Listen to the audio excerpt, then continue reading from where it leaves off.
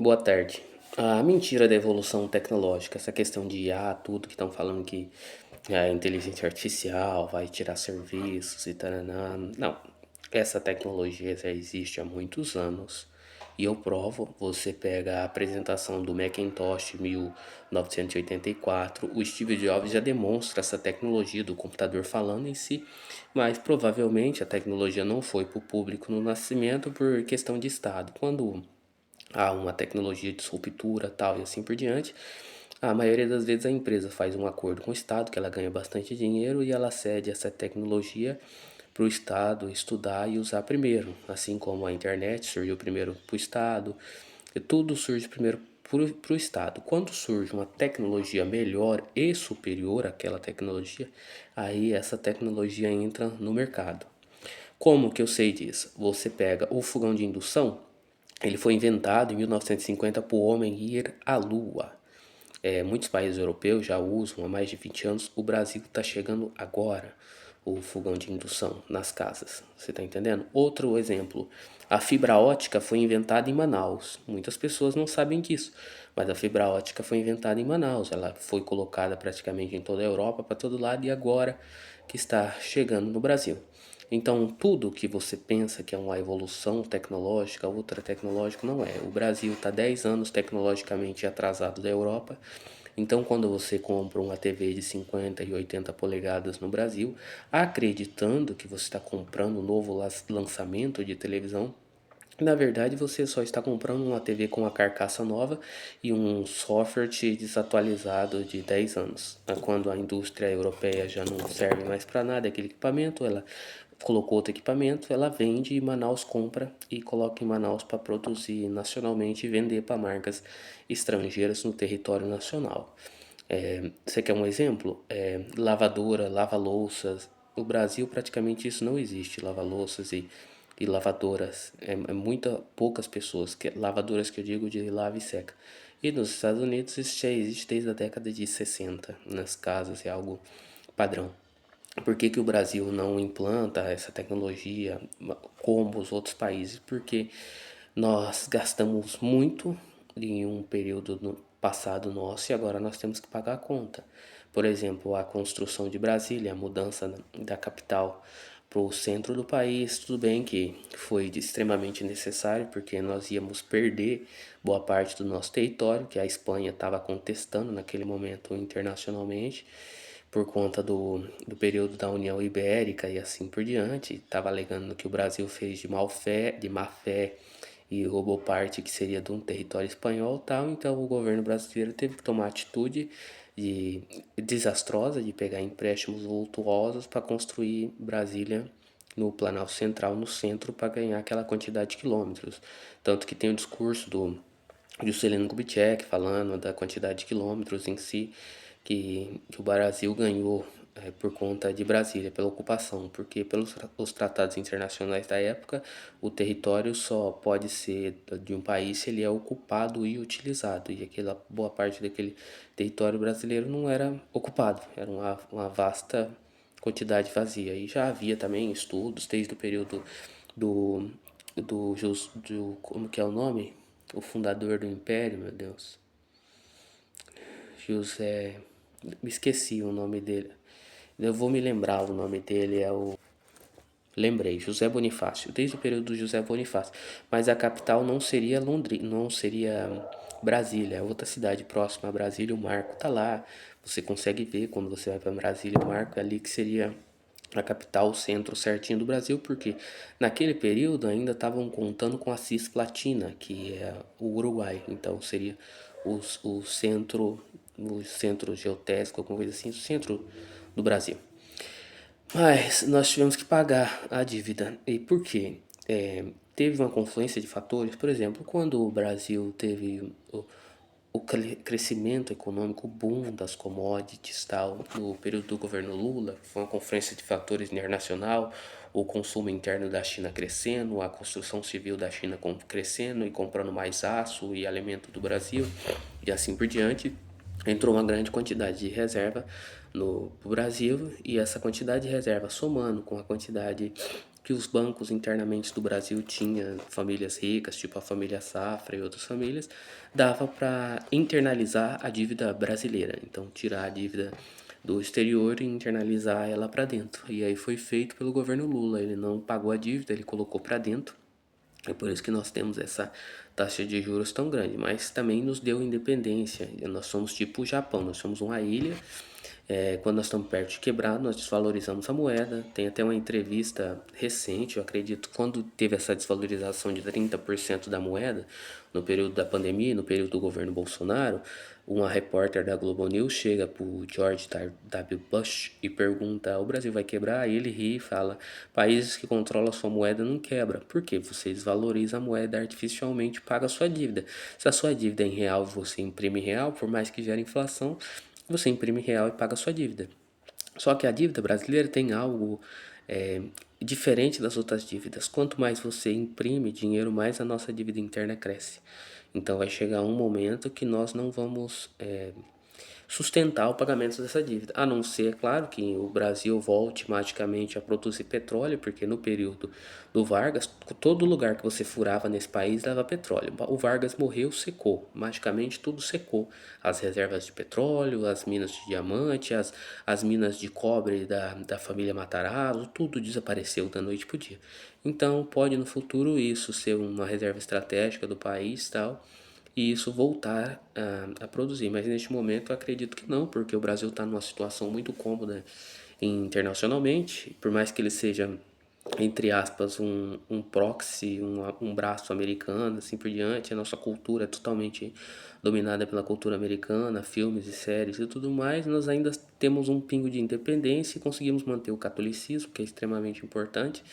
A qualidade de vida da população está melhorando, por mais que as nossas cidades estejam ficando mais feias por conta do construtivismo e tudo mais, mas a infraestrutura subterrânea vai ficar, então isso dá para corrigir no futuro. É muito simples a correção disso. Já foi feito, está sendo feito agora, se eu não me engano, eu esqueci o país que tem o Victor Orbán, que está reconstruindo os prédios neoclássicos. Ele vai lá e faz um retrofit num prédio já existente, modernista, e transforma ele num prédio neoclássico e fomenta o turismo e tal. Isso é muito simples de fazer, é só o governo querer.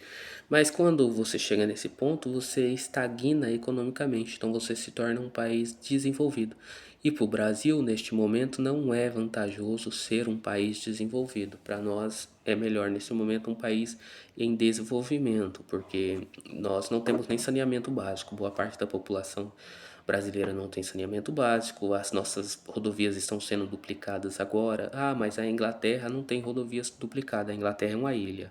Tá? Não vamos comparar o Império do Brasil, que continua sendo um império, mesmo sendo uma república, com uma ilha, ou com a Noruega, ou com a Suécia. A Suécia é uma monarquia e é muito pequenininha. E também quando teve a divisão dos países nórdicos, toda a reserva de ouro da Noruega, do período, e da Islândia ficou na Suécia. A Suécia é dona da empresa que fabrica armas, do caça sueco. No período da guerra também eles investiram muito na indústria armamentista, então boa parte das reservas da Suécia vem das exportações de armas e assim por diante, e tecnológico. Então eles têm uma grande planta tecnológica em questão de chips e coisas, tudo para a guerra. Mas o Brasil continua sendo um império. Vocês querendo ou não, mesmo eles falando que é uma república federativa do Brasil, que não tem nada de federação, assim como a República Democrática do Congo não tem nada de democrático, assim como a República Democrática da Coreia do Norte não tem nada de democrático. O nome não é o que diz, é igual ao período colonial. O Brasil tinha o nome de colonial, mas não era uma colônia, ele era a capital do Império Ultramarino Português. Então vocês têm que tomar cuidado com o anacronismo na hora de estudar algo do passado ou alguma história de algum país e olhar para o passado com o olhar de agora. Palavras podem ter outros significados. Você pode colocar uma palavra e repetir ela mil vezes para que quem veja internacionalmente entenda de uma maneira e internamente você entenda de outra totalmente diferente, certo? O Brasil não é esse país horroroso que todo mundo pinta.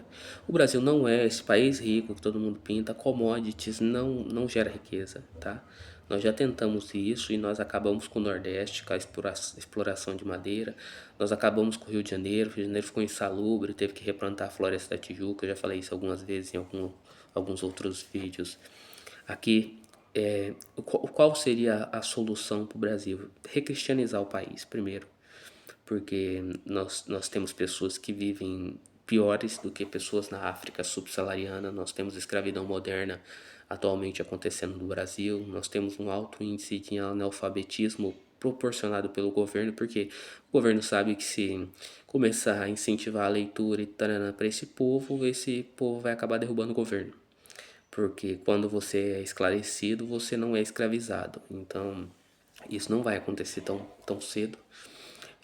O SUS, que todo mundo fala, o SUS, não sei o que, o SUS só existe porque o Estado brasileiro roubou a Igreja Católica, que criou as Santas Casas de Misericórdia, que começa na Espanha com a Rainha Santa Isabel, e, e o Brasil tinha Santas Casas de Misericórdia, tanto que as cidades até hoje que tem Santa Casa de Misericórdia no Brasil funcionam, que é uma beleza, e o SUS tem filas e tudo mais.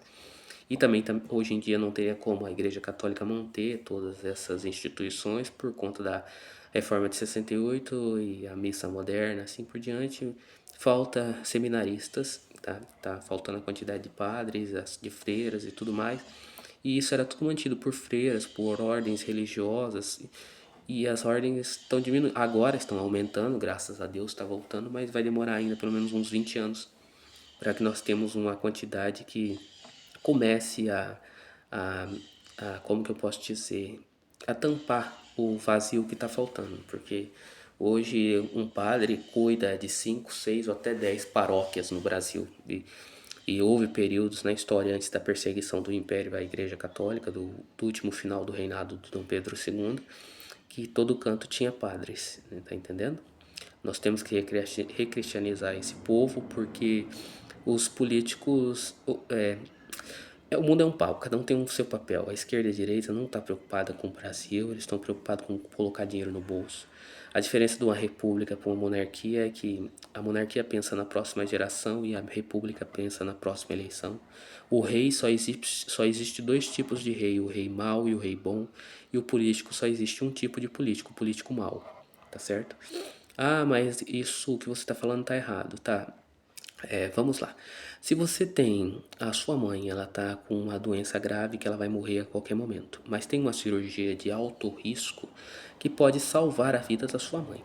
Tem um médico residente que começou agora e tem um médico de 40 anos na profissão, ele sabe muito bem o que faz.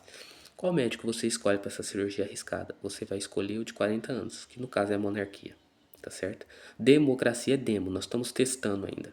Então esse país teve 500 anos de direita, de monarquia, assim por diante, porque o Brasil não era uma colônia de Portugal, ele era um território ultramarino português, tanto que nas cortes de Lisboa é tratado como os deputados portugueses ultramarinos, não é brasileiro.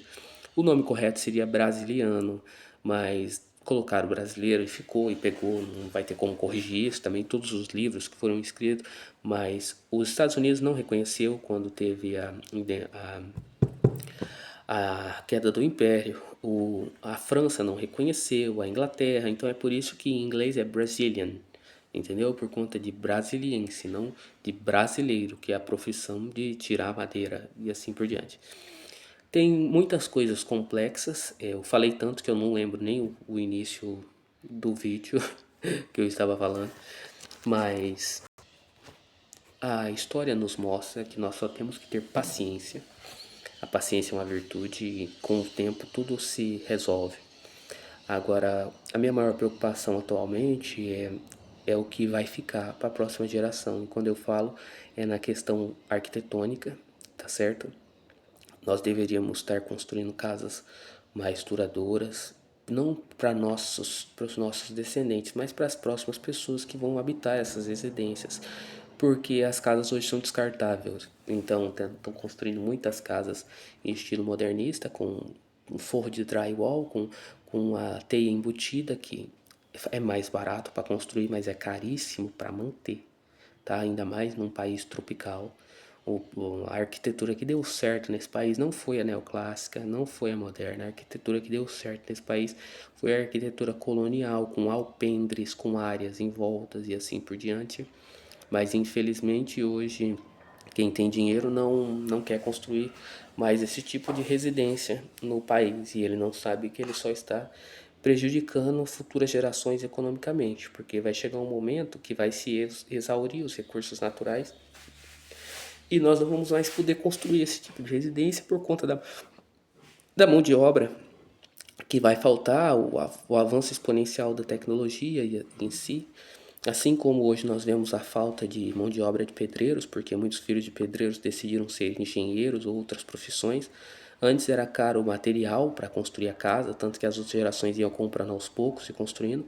E hoje é mais caro a mão de obra para construção do que o próprio material em si, por conta do crescimento exponencial da tecnologia. Hoje nós temos máquinas que fazem tijolos mais rápido, fornalhas, não é mais manual, igual era antes. O custo de locomoção é mais barato por conta dos caminhões e tudo mais.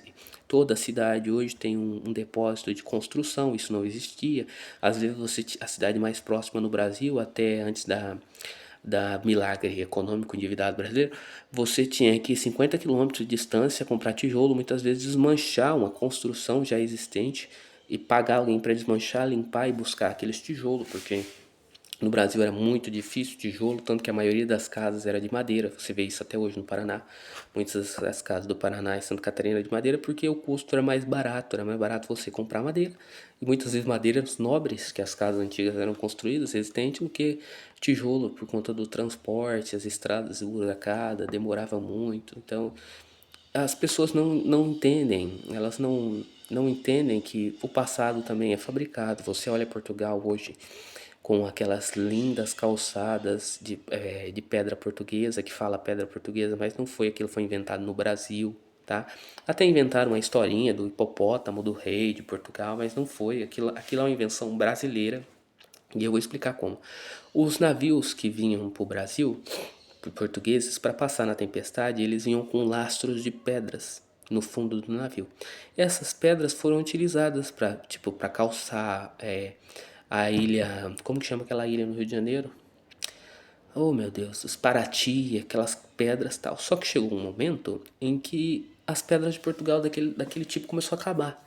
E aí eles começaram a utilizar essa pedra quadradinha, que hoje a gente conhece como a calçada portuguesa tal. E aí não tinha o que fazer, começaram a utilizar essas pedras jogando nas estradas brasileiras tal. Até que um deputado brasileiro do período faz uma viagem em Portugal e vê lá os campos romanos, onde tinha as banheiras romanas com os desenhos tal no fundo da banheira, e aí ele tem a ideia de usar essas pedras para fazer calçamento público. Então é uma invenção brasileira a calçada portuguesa. É claro que ela se espalhou pelo mundo inteiro porque naquele período o Brasil era Portugal. Então calçada portuguesa, invenção de portugueses, porque o Brasil não existia ainda, mas a invenção foi brasileira.